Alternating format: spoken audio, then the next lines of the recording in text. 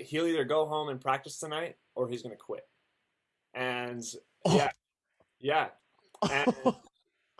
And that should not be the gamble that we take with our students, right? We shouldn't be trying to motivate them to the point where, like, if I'm really shame them enough into practicing, then they'll love it. No, that's not at all how it works. Welcome everybody. Welcome to the Making Musicians podcast. We want to put the tools in your hands to make you the best music teacher that you can possibly be. Now let's get right down to it. Smash that like button. Don't forget to subscribe. Like button. Wait a minute. All that energy is supposed to come at the end, so that hit that notification bell. We don't have, this is YouTube. I don't think anyone has a like button on a podcast, but they definitely can subscribe to it, right? But it's just the vibe. The running joke of season 1. Just having it be like, smash that like. I just feel like that's so aggressive, guys. That's such a male energy. Anyway, I don't know. You know what would help? If you're listening to this podcast, why not open it in another device, put it on mute, so you get 2 listens in one. Yeah. Feed that algorithm out. Algorithm, yeah. Yeah. Feed that algorithm. Okay, today we are listening to another clinical psychologist because apparently we can't get enough of clinical psychologists. But this lady's also Montessori. Do you guys know what Montessori is as like a system? Generally, my brother did the Montessori program. Like how long was he in the preschool, or did he really go through preschool to I think 1st grade? Okay, so describe Montessori to me then. Well, to be honest, I had as a kid, like he was my younger brother, I had no idea what it was. The only exposure that I had to it is when we would like drop him off and pick him up. And so I remember I would be going to school at public school and Scott would be at the Montessori, and we would pick him up, and what he was doing, I remember I'd go in and walk with my mom, and everything that they were doing in class was like so much more fun, and it looked so much better, like objectively better. Yeah. And that was my whole exposure to it. I couldn't really tell you exactly what a Montessori does differently than a public school or a private school. Yeah. But I could tell you that it looks way more fun. Jake, do you know anything about it? Is it a type of cheese? Is it a beautiful Montessori cheese? God, that sounds really good though. I know it, doesn't it? That's what I'm telling you. Okay, so is that your way of saying that you don't know anything? Yeah. What is your experience with a Montessori school, Allison? So thank you for asking, Gavin. So when I left college, I got a job as an assistant Montessori teacher and fell in love with it. And all 4 of my kids are in this charter Montessori schools, like one of the few, like maybe 5 fully publicly funded Montessori schools in the US, and it goes through like K through 8. Have you ever seen those things that are like bad definitions of things? Yeah. So if I was going to badly define Montessori, it's where kids go in and learn whatever they want to whenever they want to. Oh, so nice. That's like the bad definition, right? But essentially, what? Sounds great. Yeah. It's like, what? Yeah. Anyway, so it's basically what happens is that the kids go in.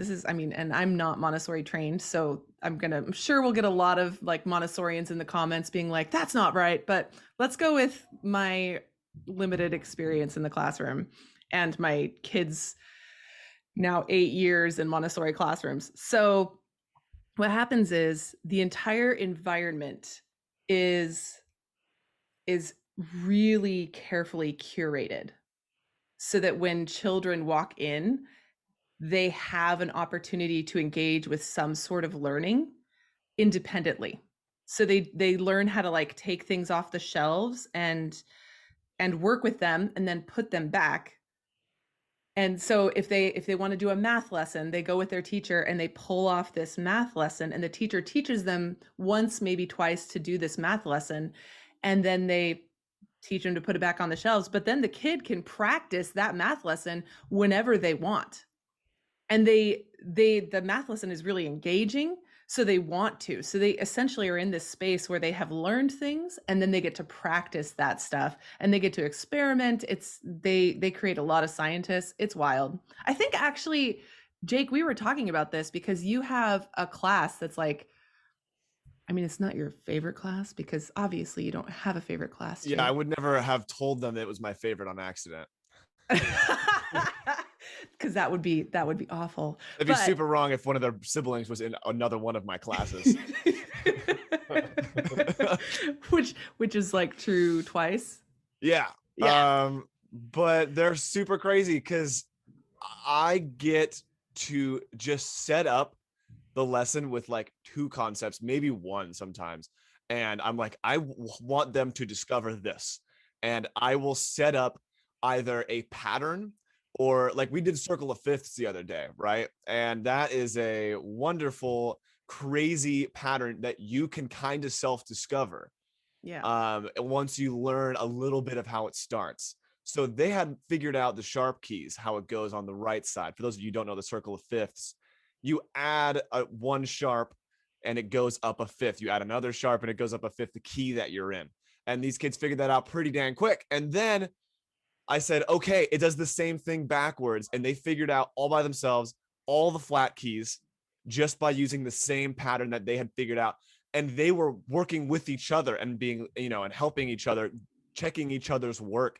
I didn't have to do anything. I didn't talk for like 5 minutes because they were so excited about figuring it out, and they got it. They finished it.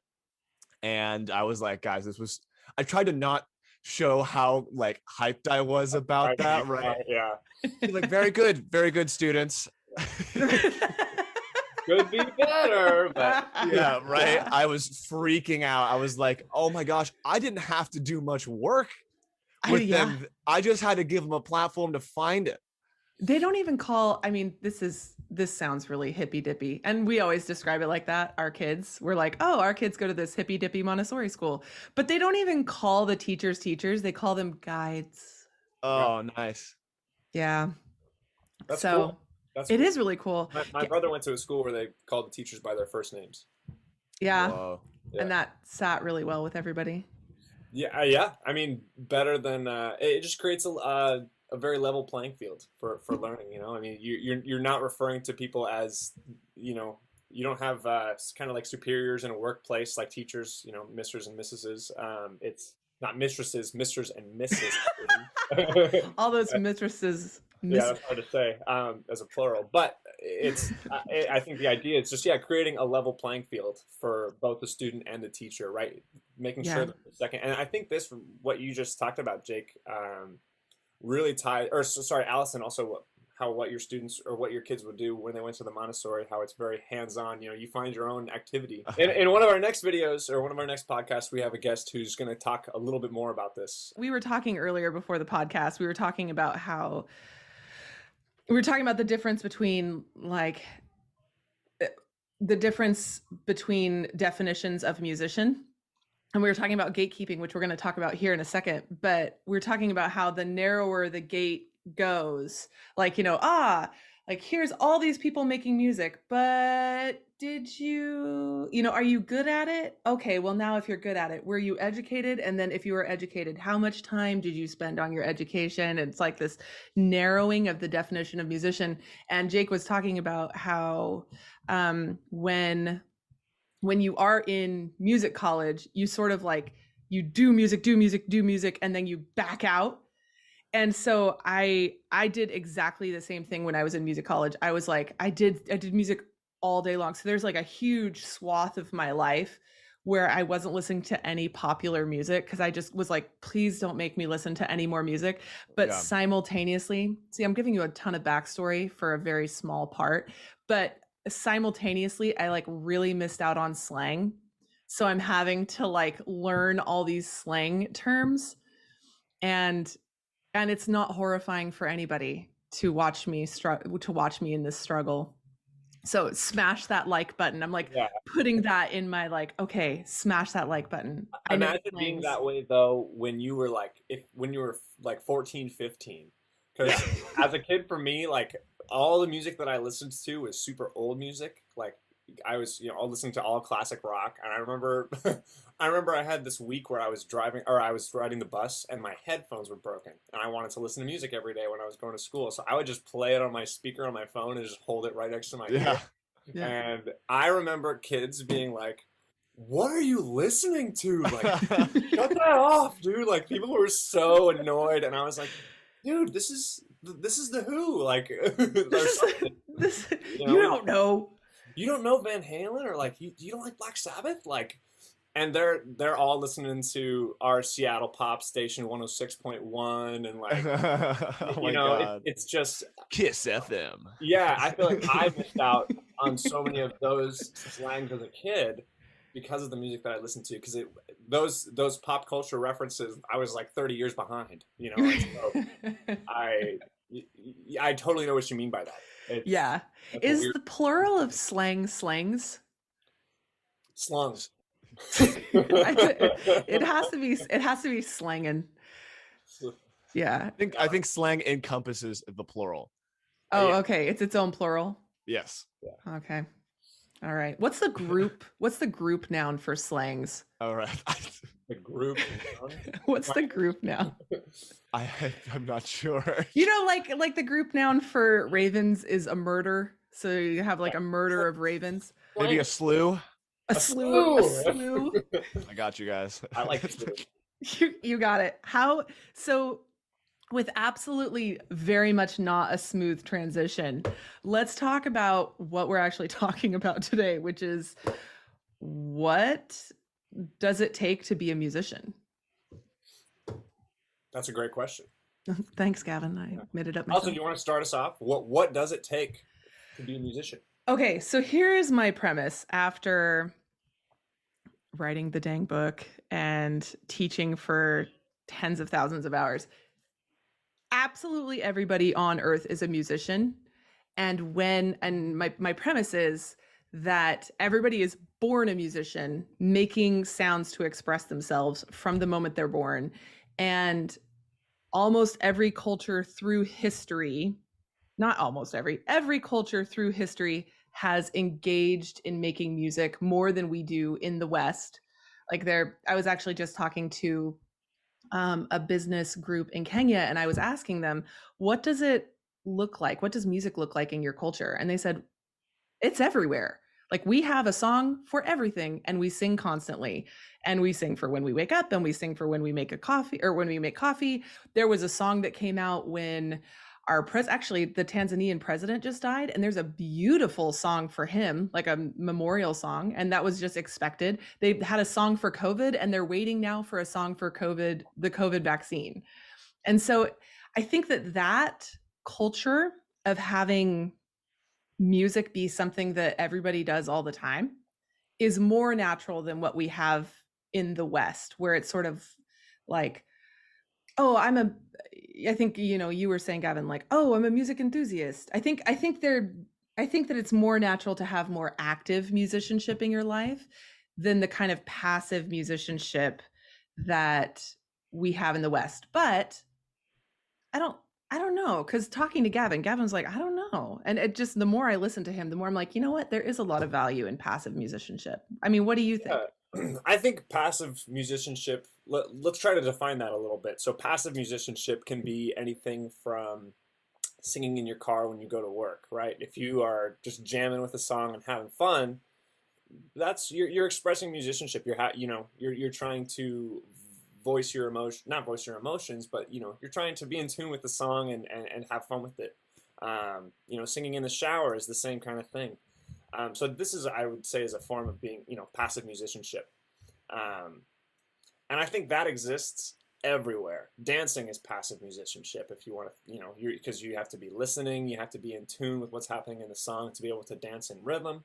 There's so many different types of passive musicianship. So that's why I think that that's more of kind of the norm, is because I think anyone has the ability to be a musician, like what we're talking about. But I think even more so a passive musician, right? Because it's a little bit more easy to get your foot in the water with that and kind of get started being a passive musician. Because that's exactly what, when I was learning how to play Guitar Hero, and by the time I could do Guitar Hero 3 on expert, I was like, I am a pro. Like I could play the real guitar, and I could knock it out of the park. And so I knew all the songs. I knew how they all went. I could sing them all. I already thought I was a musician at that point, and I was just pressing buttons. And that's really all it takes. That is a definitely that's okay. That doesn't make you not a musician. Can I add to your definition? Please. I think even like the non-participatory stuff of singing or like tapping your hands along on your steering wheel, I think even talking about music with your friends or making a playlist of similar sounding music, you have to have some, the divisions in, this is like my chill vibe playlist, this is my playlist that I want to dance to. You're making decisions in your head within the music of what discerns those things. That's analysis on its own, and I think people kind of overlook that side of things. You ever have a friend that just makes the best playlist or always knows what to play when there's people in the room? I know we have a friend that can read the room perfectly and just play the perfect DJ. Yeah, he really is. He's around, with a doctorate in musicology, obviously. Yeah, no, he's a psychologist actually. But is he a psychologist? Yeah, he is. That makes perfect sense. We call him DJ Aquaman or something. Yeah, you really? he was a DJ at a Halloween shindig that we had, and he was Aquaman. That's fantastic. I was like, coined that name, but that is like, and let's talk a little bit more about that guy, DJ Aquaman. That guy started from being kind of a passive musician where he was just loved listening to music. He's the kind of guy that you'd see walking around with his headphones on, and he's like, he's moving, and you have no idea what he's listening to, but like, damn, that guy loves what that guy's having a good time. Yeah, it's infectious. It's infectious to see someone having that much fun with music. And that type of exposure is ultimately one of the best things to get someone to start playing music. Because then the next thing he did is he went out and he bought a keyboard. He bought a keyboard and borrowed my ukulele for 2 years. But that was the goal. That was the goal, to just if he's exposed to instruments now, not only just listening to music, if he has means of putting that out and trying to express what he's hearing, that's how you can take your passive musicianship and turn it into being a musician. His story kind of all culminated with him actually doing something at the school we went to. He actually joined a class as a drummer for like small combos, and he got to play a jazz gig for his first time. Yeah, just because so actually I want to tag something that Gavin said, which is something he's like, it's infectious. And it's interesting because I think the question is, who can be a musician? Because, in the interview with Melissa upcoming, she talks about how she considered herself a musician until she was 12. And then she had an experience and she didn't re-engage until she was in her 60s. Like, that's just a really long time to not be, to feel that barrier. And so I think the idea of like, music is infectious. It's in everybody. Like everybody can be engaged in music, but what's the block to that? What causes people to think that they're not musicians or to kind of back out of that? Jake, do you have a thought on this? I have a thought. Yeah, I think the first thing that comes to my mind is a traumatic experience. And that's kind of a blanket statement for many different things that could happen. I think rejection can fall in there. I think exposure or even just failure in general. All those things kind of contribute to this feeling of a traumatic experience that you remember for a long time, and that creates a label for you. What were you going to say, Gavin? I also kind of think it could be a sense of competition. I think one of the reasons why like kids don't continue sports after a certain point is because the sense of competition becomes too great and it's not fun anymore. And I think also people feel that once they start to kind of approach music in a more serious way, because now you're kind of, it shouldn't be viewed this way, but it is viewed as you're competing with other musicians for opportunities, for, just those sorts of things. And that's not how it should be. But you know, once you get to that certain point, you feel like, okay, now I'm competing with others, and that in itself can be a total turnoff of trying to push the music even further. And it's just going off the competition aspect of music, like, really shouldn't be that way. It should all, you know, we all should be in this together. And also, that's why we have music teachers. The music, I like to think that music teachers are the people that have gotten over that sense of competition in music, because they're just trying to share it with everybody else, and they know that there probably are going to be musicians that are better than them one day, and that's honestly, that's the hope. Like, we like to like talk about music school a lot, because it's crazy to see the comparison between that and like students that we teach, right? Because two separate worlds. When you get into music school, first of all, it's a great accomplishment, right? Because like you had to work super hard to get to that point. And it means that, you know, in quotes, you are serious about music. And then you get there and everyone else also won state. Yeah, right. And all of a sudden, you're not that special musician at your high school anymore. You know, welcome to a like-minded community that all has similar goals, but they're the same goals as you. Wait, there's only one slot? Competition is such a tricky thing, because if it's used, it's a very specialized tool that tends to get overused and used in inappropriate spaces.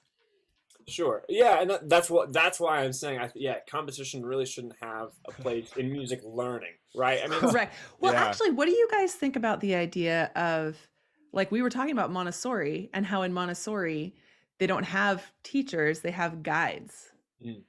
What do you guys think of that idea? It was just like popping up in my head, and I was like, shoot, like, I think it's cool, right? Yeah. You like, that seems, the fact that it's just different is enticing to me, right? America can make anything into a competition. What is drum corps? Like, honestly. And I have so many friends that have dedicated their lives, because you see the end product, you're like, that's dope. Yeah, that's cool. Yeah. But who made that? You know that when people do drum corps, people that are in it, they're paying to be there. Like, it's not like they're getting paid for what they're doing. Like, that's how much they love it. And that's the reason, because it's sick. Like, it's an end product of a sweet drum corps like that is. I can connect what we just talked about. You know, there were not, you know, in the space where they're making songs for their culture, right? They're making songs for making coffee and waking up. There's not a competition to make that song. People just were singing already because it was normal. That sounds like a wonderful world to be in, where you wake up, you know, your mom sings to you good night. Like, how nice is that as a kid to hear? Or have you guys seen Coco? Yes. Like, I don't even need to say much, but just the heart-wrenching tears that come out of you when you hear him play the song for his grandma at the end. You're like, that is what music is about. I had a kid bring in, he got the same guitar from Coco, and I was like, oh my god, don't do this to me. Don't do it. That reminds me of the movie.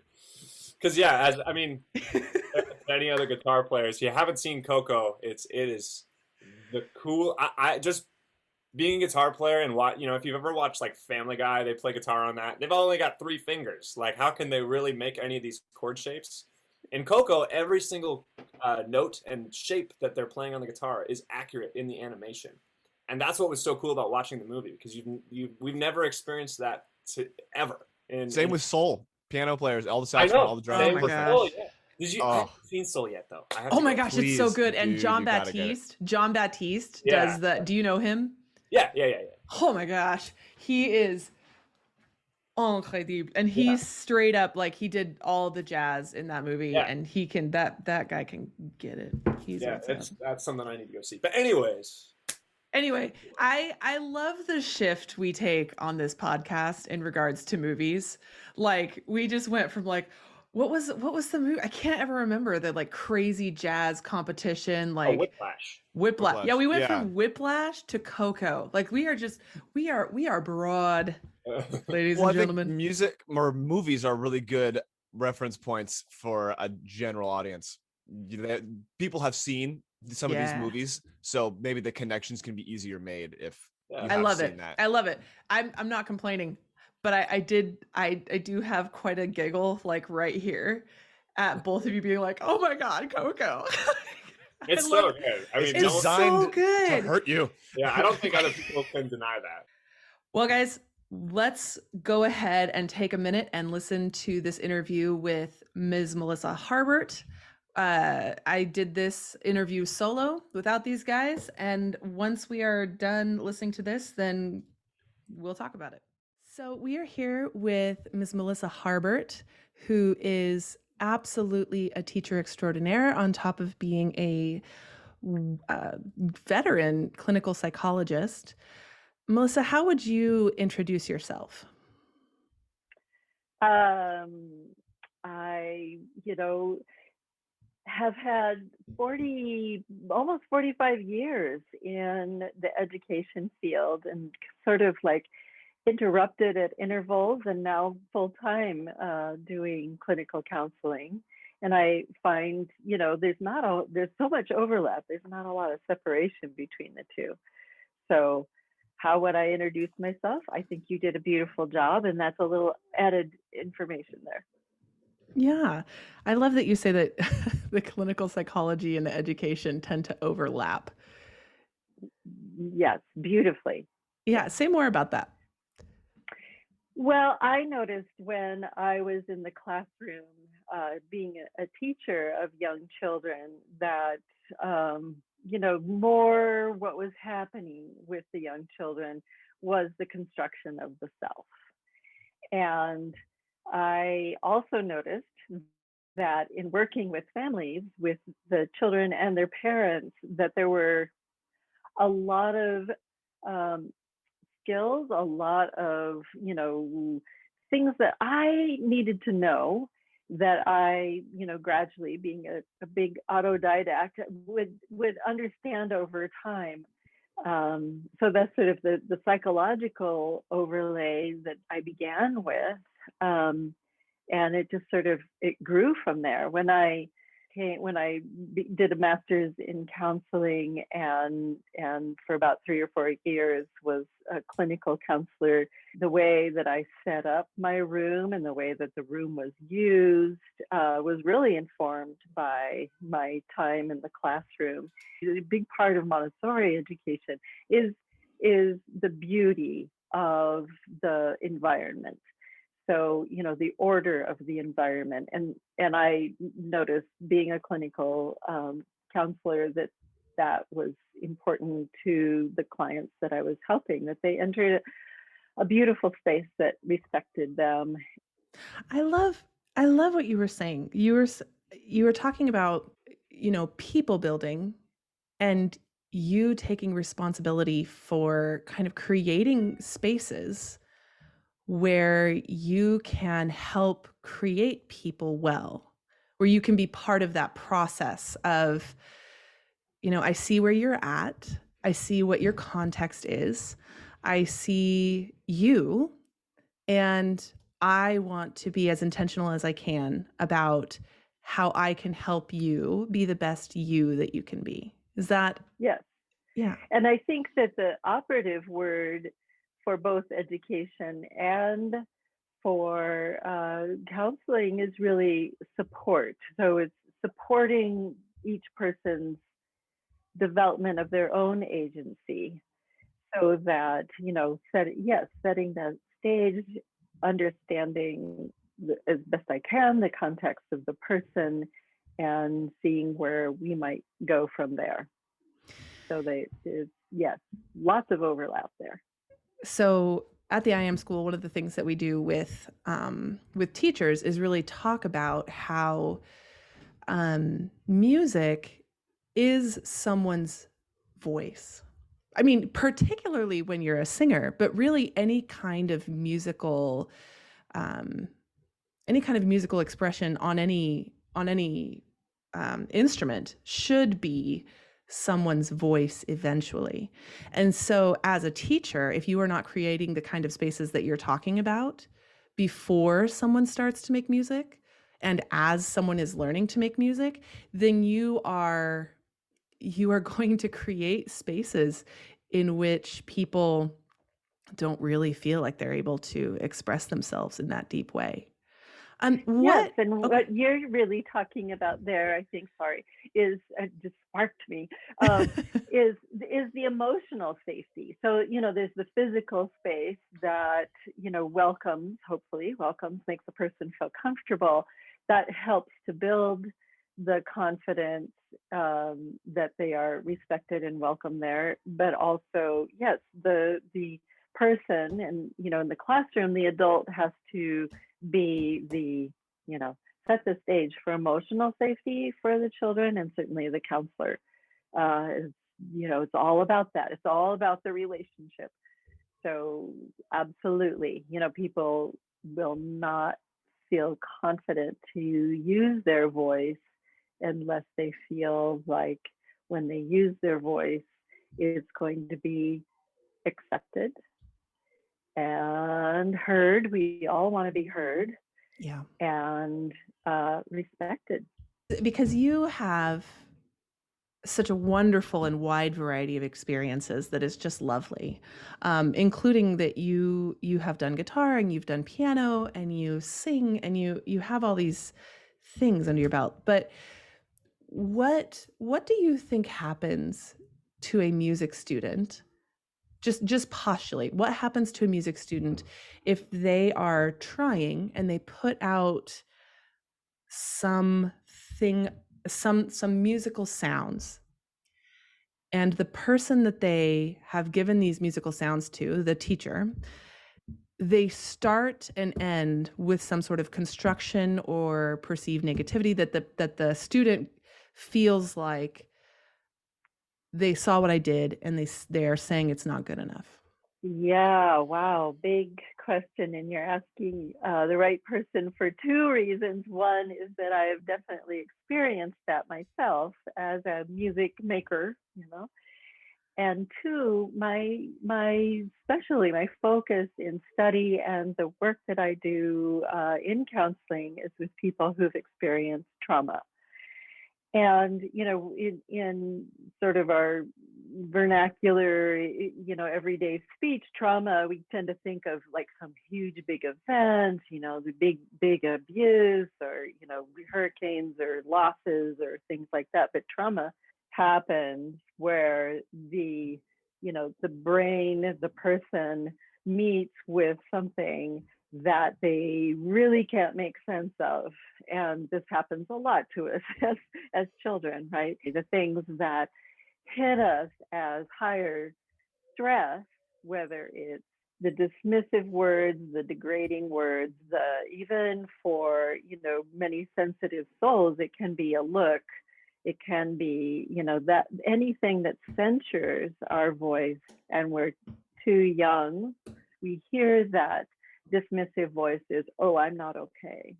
I can't do this. I am not capable. I am not safe. So I said that I experienced this because I loved to sing and I really wanted to play piano. And we never had a piano when I was a kid, but I always sang in choirs. And also school productions, we'd always do musicals. And so I very much remember being in middle school, fairly young person, and trying out for something and having to sing in front of a group. And I became so nervous that I was singing a cappella and I wandered way off. Who knows what I was singing? I just sort of like, I froze up. And there was such, from that music teacher, such, I don't know, derision over, because he was also the choir teacher, sort of like, well, Harbert, here you are in my highest choir. How come you can't stay on the, and that left me with like endless performance stuff about my voice. It is such a, and he thought it was funny, I'm sure. Oh, Harbert, he's kind of quote teasing me. Wasn't funny.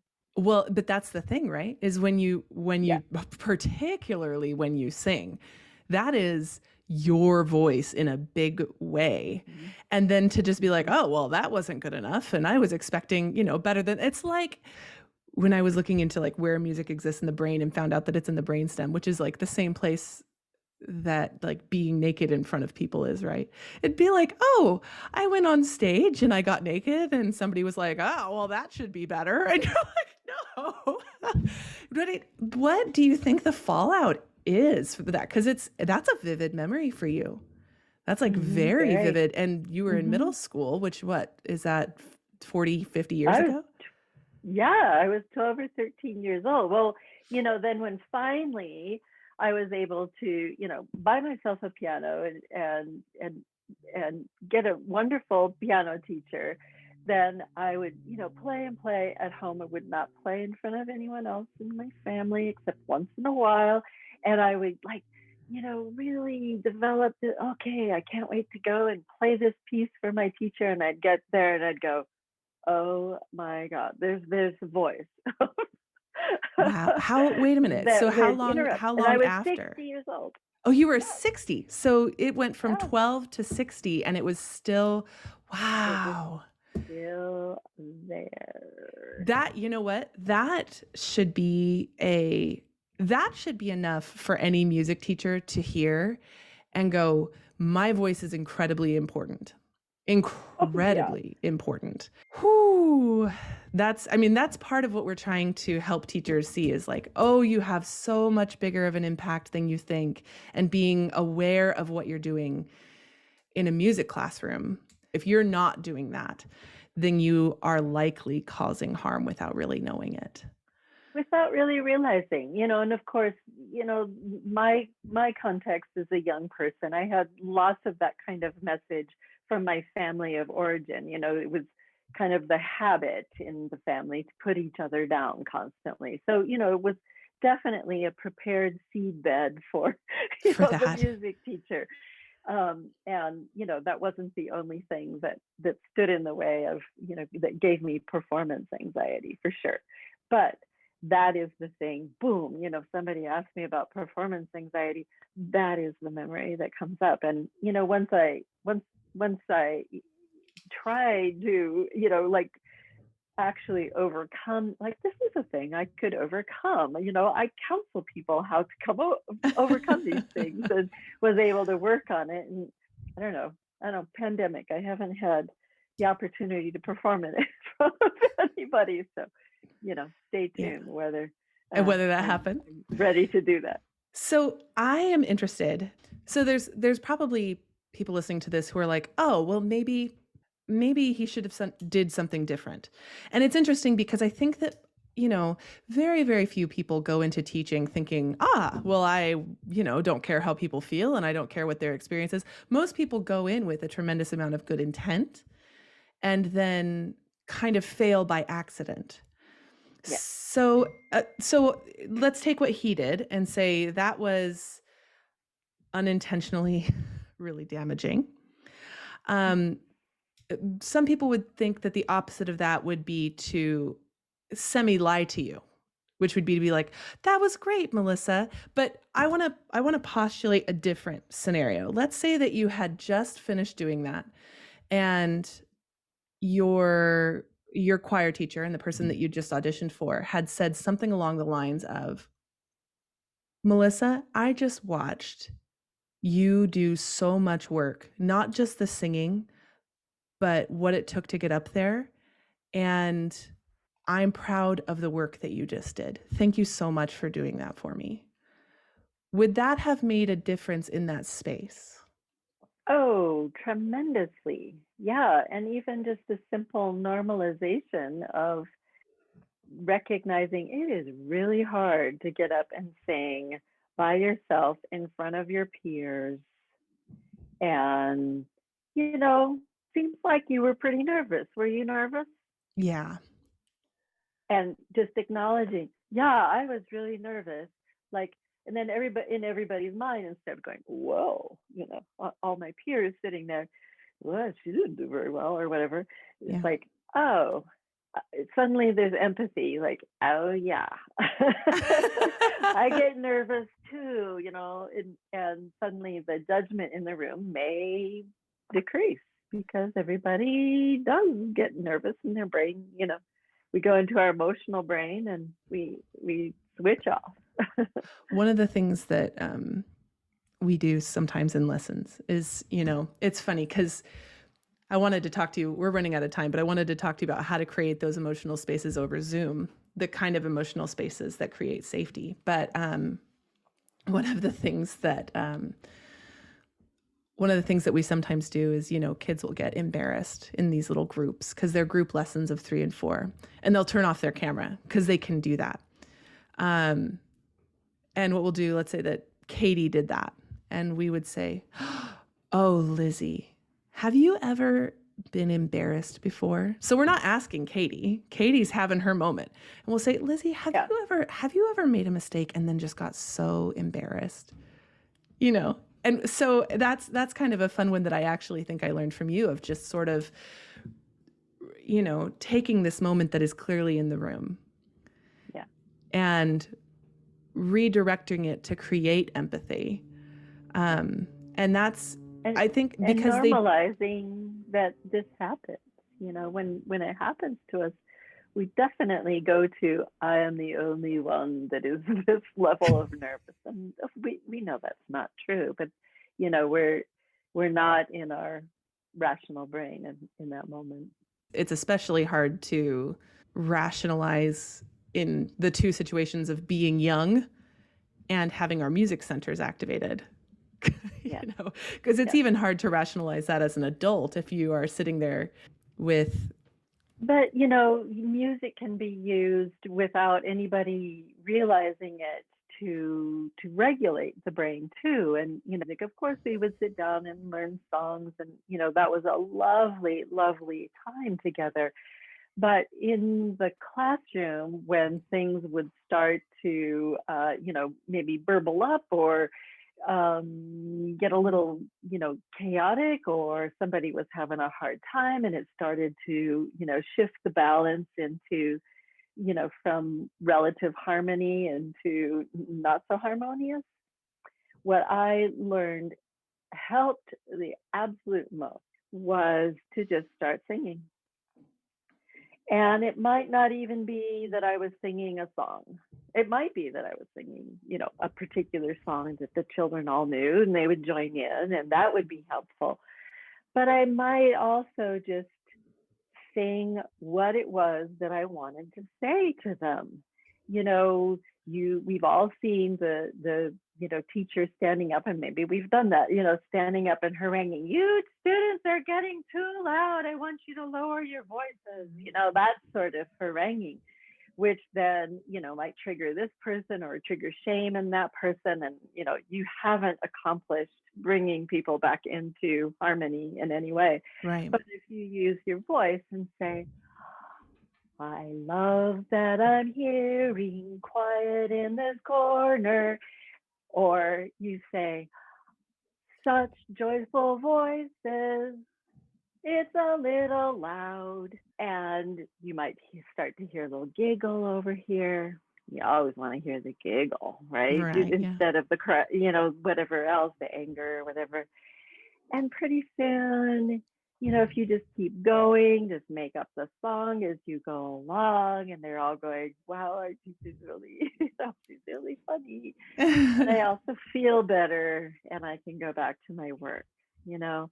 The song takes the tension out of the air, and also for those children who are dysregulating, helps them put their emotion mind with their rational mind and get into, what we like to call wise mind, which is where we all, that optimal space where we can be our best selves. Yeah.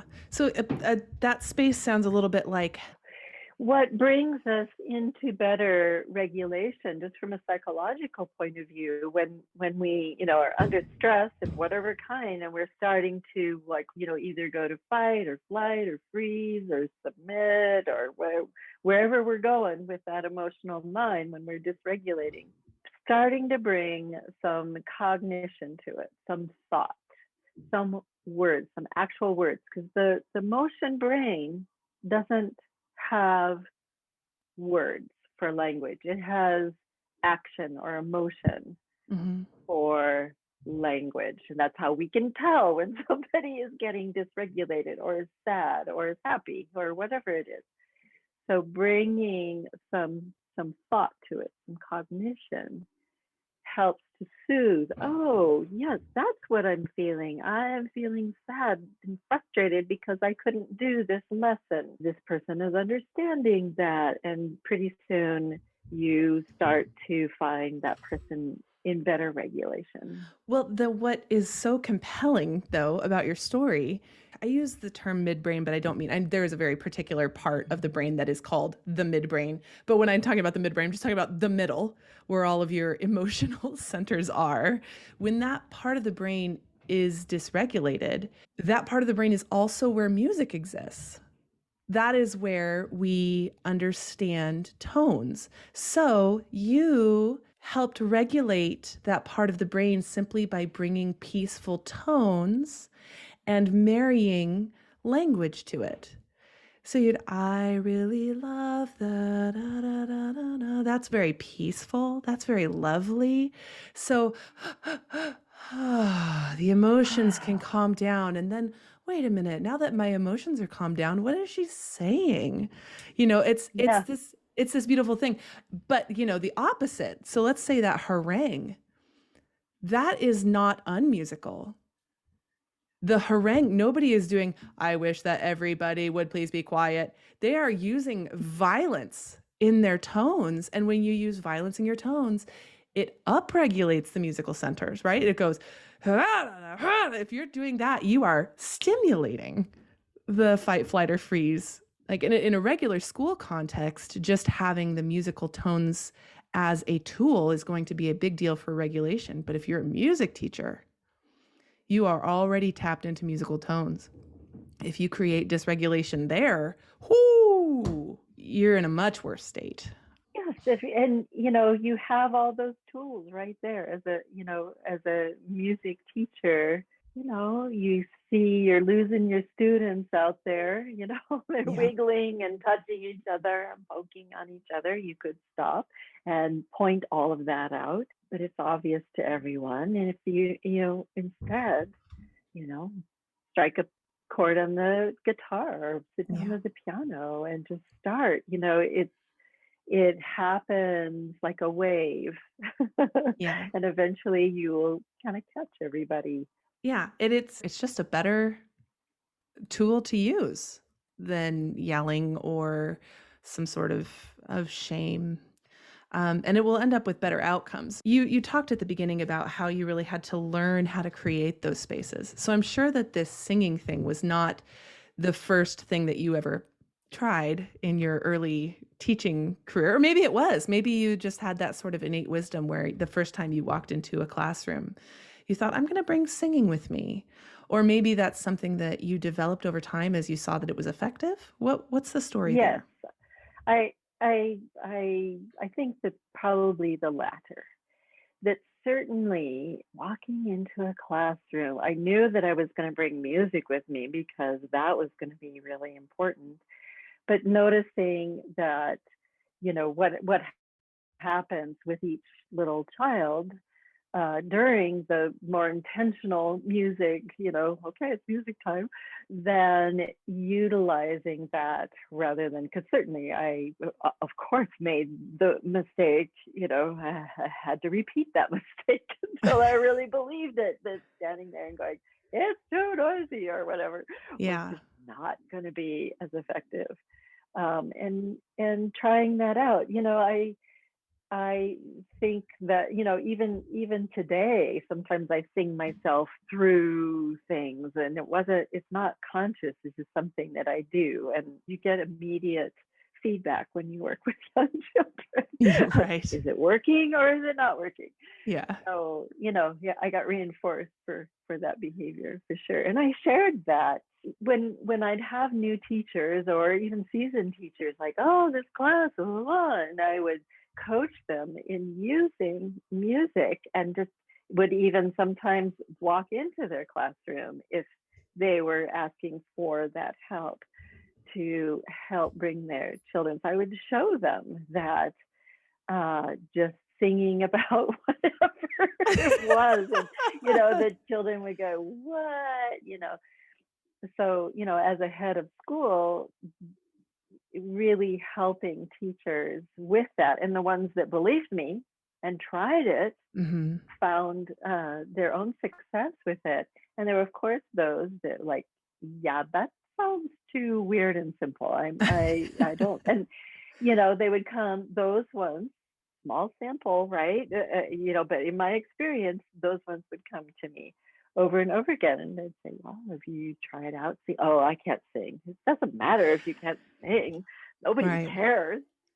Right. Isn't that funny? And you're that not is auditioning for that is likely trauma, that is likely the teacher's own trauma. Exactly. Exactly. I would walk into the classroom and show them that, like, yeah, it doesn't matter what you sing about or how you sound. So you know what, Melissa? I'm going to ask you a different question.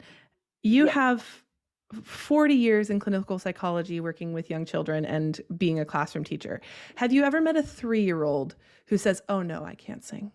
No, never. I can't, but I don't want to. Yeah. So talk to me about that. So I can't tell, from the outside. We don't know whether I don't want to comes from a place of I can't. A lot of times 3-year-olds have already had that sense that they're not good at doing things. They're pretty little. They can tell the difference between what their older brother or sister can do and that they can't. And they've probably gotten that message. Even if they're an only child or the oldest child, they get that message from the adult in some way, even if it's not spoken. There will be lots of 3-year-olds who will come in to a classroom and already have, they will censor themselves until they feel like they can come out with, the operatic solo. Well, but it's funny because I asked and you said, oh, well, you the answer was sort of like, well, yes, that happens in 3-year-olds, but only if there was some sort of trauma. Yeah, that internal voice that says, I'm not going to be as good as. Right. So do you think it's more common for these are such leading questions, because I think the thing that is interesting. Where are you leading me? Where am I leading you? I'm leading you to the idea that it is not innate to be ashamed of your voice. It is something that is added to you eventually. And as music teachers, like, if we really want people to make music, then we're going to have to create spaces where they can share their voice. I wanted to kind of validate scientifically what you were saying, because as you were saying, I was like, of course, because of this. So people who are studying music psychology have done experiments with choirs, like the ones that you were talking about. And they found that when people sing together, the bonding centers of their brain start to activate. The same bonding centers as mother-child, that all starts to happen. And I just love that you used those moments in your classroom to create a moment of bonding. And you probably noticed kids who needed to bond kind of joining with you. Oh, yes, absolutely. And we all joined as a community. That feel of the classroom as a community is such a place of safety for children. You think about the importance of, oh, you're a band person. I was a band person in high school, like, oh, we all know that identity, that's like, that brought all of those kids together in a way that, some of the other things they did probably did not. Yeah, you get a real strong community. Melissa, I'm so grateful for your time. Thank you for spending time with me today. It was fun. I'm excited to maybe have you back and ask you some more questions about all this. I think there's going to be a lot of people who are very interested in what you had to say. Thank you so much. So, Allison, based on your interview, what did you kind of experience with what she was saying about her singing in the classroom? I loved that part because I've been in a lot of classrooms and there is just something magical. I mean, there is something magical about what happens, the difference between using talking in the middle of a big classroom and singing in the middle of a big classroom. Just totally different experience for the kids, totally different experience for the teachers. And it doesn't have to be but just like, just like what she said, where she was like, I really like the da da da da da. Kids will just like zoom into what you're saying without you having to raise your voice. It is honestly like, if I was going to give any brand new classroom teacher who was even a little bit interested, like who was even a little bit confident about like, yeah, I feel like I can use music in my classroom, like I'd give them that as like, here is your best multi-tool. Even like middle school, be like, I don't know, like don't make it da da da da da da da da da, because middle schoolers would be like, why are you doing that to me? Yeah, if we ever go back to in-classroom teaching, guys, I highly recommend that particular tool. We already do in Music and Fun. We open with singing. We get them ready to learn something by just doing a little chant, doing some songs that they can play along with, do some hand motions, and then they're already moving, ready to make some music. Oh yeah, it's crazy how good, because they all are like, they're like, oh yes, this is my. Do you remember we were talking to a little girl in Music and Fun on Thursday, and we were talking about piano, and I was like, hey, how do you feel about piano lessons? And she goes, they're so fun. Like she has no concept of these piano lessons being like lame. She loves them. Yeah. Yeah. But it's only because. Sorry, go on. Listen. Oh, it's only because we start with like, 1, 2 hands. What, like everything is just so thrilling. We've tricked her. Yeah. I feel like also in lessons, students completely lose their concept of time. If you're having a good lesson, they completely lose their concept of time. Because my favorite thing is like, all right, like we're out of time, and they're always already like, what? That was like fun. Time flies and you're having fun. So actually, here's a little tidbit for you. So music, if this is why people will like listen to music while they run or listen to music while they're trying to do homework. Music actually is proven to diminish the sense of pain that you get. Like it diminishes your brain's ability to perceive pain and perceive time. So when you're just running, I mean, you guys know, like when you're just like running and you're like, oh, this kind of sucks. And then you put music on and you're like, I'm good for another 3 miles. Like really, this is fine. Like it's just because in your brain's like, oh, no more pain. It's all good. I'm a terrible runner, so I don't know if anything could into an extra 3 miles. I have playlists that are designed to enhance a crying session. Like it's called Ready, Set, Cry. Like if I'm already sad, I'm like, let's just double down. I'm increasing the pain. I don't know about you. Yeah, man. No, turn it up the pain dial. Yeah, just get it all the way there. We're gonna get everything out right now. What's on that playlist, Jake? I'm not sharing. YMCA to start. Are you serious? No. Yeah, no. And then I can't reveal my secrets. Stay at the YMCA. Anyway, that's how I imagined you. Yes. In your space. Yeah. Okay. Not sharing. That's fair. Okay. So singing in the classroom. Yeah. Back to singing in the classroom. Wow. We really diverted from this beautiful woman's, interview.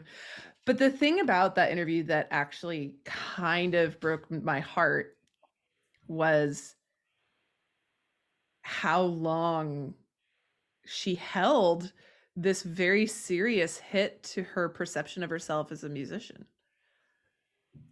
Like that. I'm glad she talked about that because that's straight up the thing that we're trying to get at. Get rid of, yeah. Get the phrase, oh man, I used to do music, but then insert ridiculous, crazy story where they blame themselves. And then and it's like, oh my gosh, yeah, well, I don't blame you. I'm sorry that your teacher said that. Like, wow, what were they doing that day? Who knew that it had that much of an impact? I'm sure that would devastate the teacher to find out. Oh, for sure. For You know, sure. they're like, oh, I know, I didn't know I said that like that. Yeah. Yeah, it's a bummer. So what happened in that interview? It was her teacher in that, It was in her, the choir, right? it was her choir teacher, and she was auditioning, and she was just having a weird bad day. Yeah. How many stories do you guys hear like that? Like when people find out that you're a musician, because every time you're like, oh, what are you doing? You're like, oh, I'm a musician. And then everybody has a story to tell you. Like there's not one person who's like, oh, that's interesting abstractly. They're like, let me tell you my music story. Like how often do you hear something along the lines of, I used to be a musician. Camp. Yeah, it's that, or like, let me tell you why being a musician is a bad idea in this economy right now. And you're like, thank you. That makes me feel better. Yeah, this is good. This is fine. But yeah, but like, what do people say to you when you hear these stories like Melissa's? Like, what are some of the ones that have like stuck out to you that you remember? You're like, dang, that's sad. It's always like, things that most of the time happen in like a band program, like something that happened usually, in front of their peers, with a teacher potentially. I didn't practice this one piece and my teacher just like yelled at me in front of everybody. And it's funny, you say, what do we hear from other people? I think, we probably have just experienced a lot of these ourselves and, just being in band, doing band growing up. And I can remember one of these situations so vividly. I remember we had a kid who we were working on one little line in jazz band for like a whole week. This is in middle school jazz band. And at the end of the week, this one of our trumpet players just was really struggling and couldn't get the line down. And our teacher had him play it by himself in front of everybody, and he clearly couldn't get it. And the teacher kind of like berated him a little bit. And it was rough, and the kid ended up leaving the class. And I remember that the teacher said, he'll either go home and practice tonight or he's going to quit. And and that should not be the gamble that we take with our students, right? We shouldn't be trying to motivate them to the point where, like, if I'm really shame them enough into practicing, then they'll love it. No, that's not at all how it works. That's a crazy story, the fact that happened. And it was so huge, not only for him, I mean, I'm sure he remembers that, right? But you remember it because you were in the room to witness it. Yeah. I mean, imagine I was, I think, an 8th grader at the time, and he was a 6th grader. But like, I was just about to go into high school, right? That was like, I was going into high school thinking things were going to get like more intense, but that just happened, and I was like, "Whoa, God! Like, it's only going to get worse." Like, but yeah, that really shouldn't be the vibe. We shouldn't try to pound practice into our students, because that's what's going to put them in. Watch episode 4 with our interview with Paul. That's what's going to put them in a very dangerous learning environment. Not dangerous, but it's a fight or flight type of learning environment where, if we're, just imagine if you're a teacher and someone's trying to teach you something, but they're yelling at you the whole time. Are you going to be able to really learn it? Like, in Melissa's case, she now had that feeling until she was 60. So I wonder how old your friend is right now, and like, can we save him? Yeah, that's a great point, Jake. I mean, like, I don't think that he did continue music.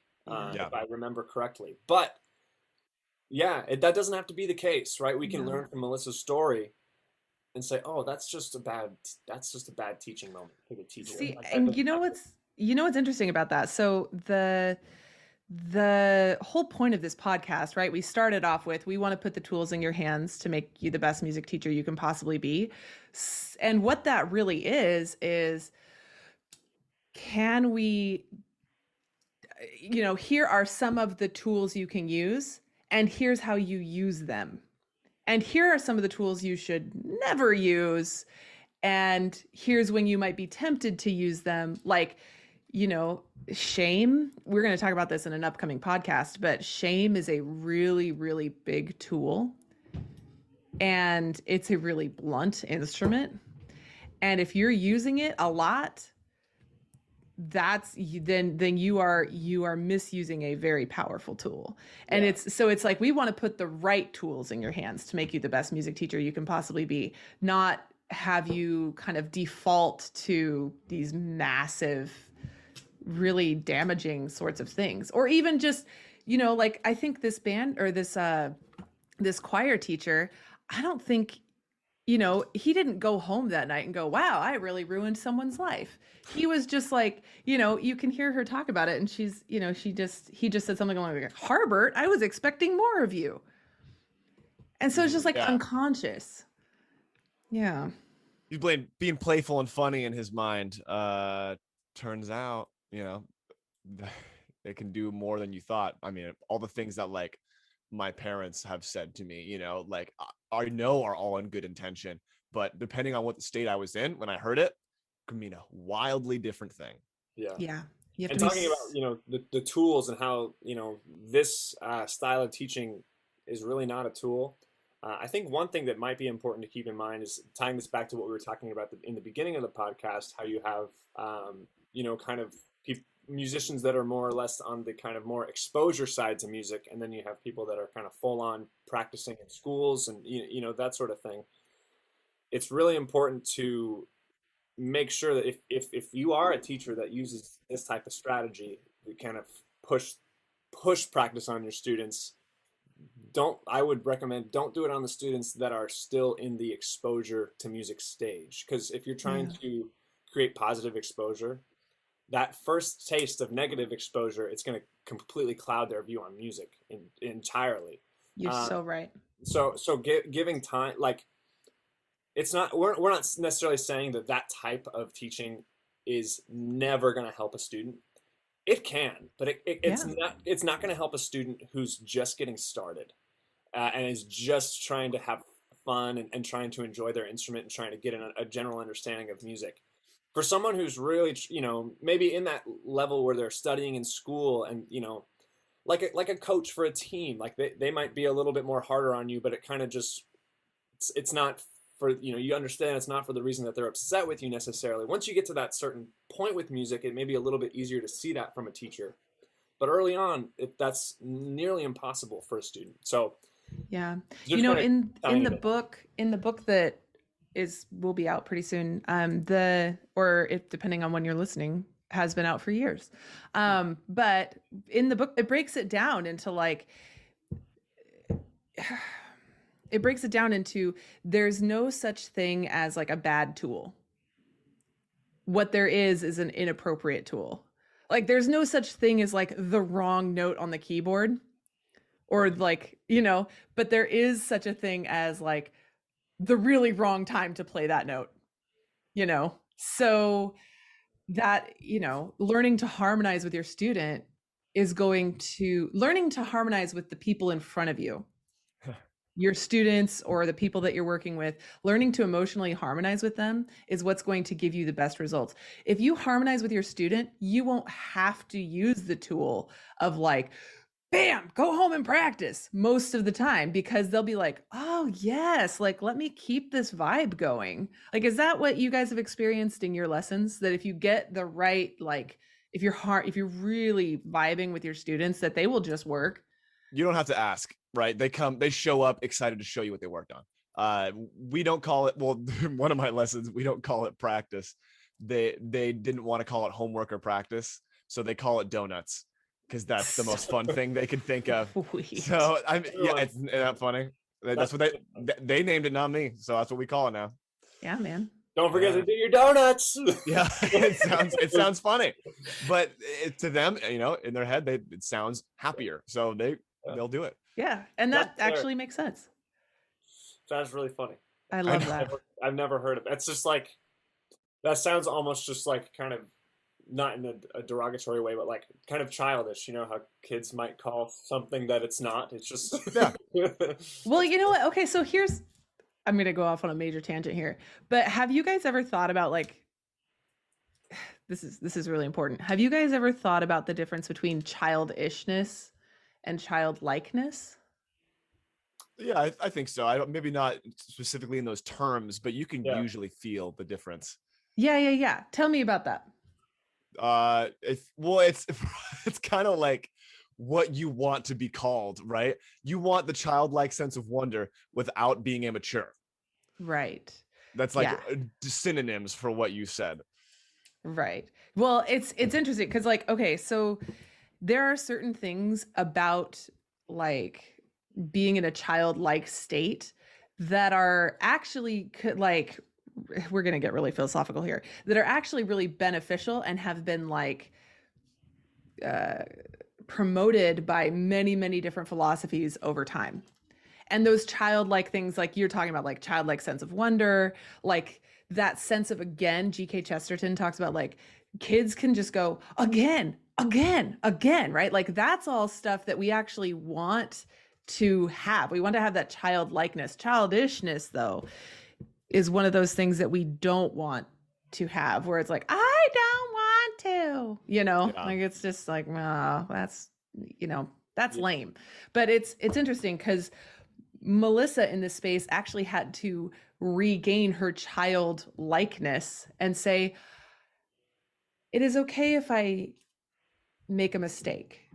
Because that's one of the things about childlikeness that we lose. See, I'm just going on my tangent here. That's one of the things about childlikeness that we lose the older we get, is the idea of like, my daughter comes downstairs and she like trips down the stairs and falls like on her face. And then she gets herself up and she puts her arms like this and she goes, I'm awesome. You know what I mean? Like, just like knows, and she means it. She's like, I didn't even cry. I'm the best. Like she has like all this, and we lose that piece. Yes. Anyway, I would lay there for so long and just be like, I guess my day ends here. Yeah. I would probably do the same thing. I am really grateful for getting to hear Melissa's story. I think it's sad, but I also love that there's a redemption side to it, where like she was able to come back later and be like, this is a part of my life that I can have now. Yeah. A good hero arc. Mm-hmm. Yeah, indeed. And she's the hero. Yeah. Yeah. Thank you for sharing the video with us. Yeah, I can't wait to do more with more people. The next podcast we have, like we've been talking about a lot, is Paul Elmore, who that is just chock full of really great practical tips. And then after that, we're going to be doing the market research that you want to have, everything you need to know about what the current market for music education is. We are going to give it to you. All right. Subscriberino to the podcast Dino. I invite you to partner with us in our mission to revolutionize the music education industry.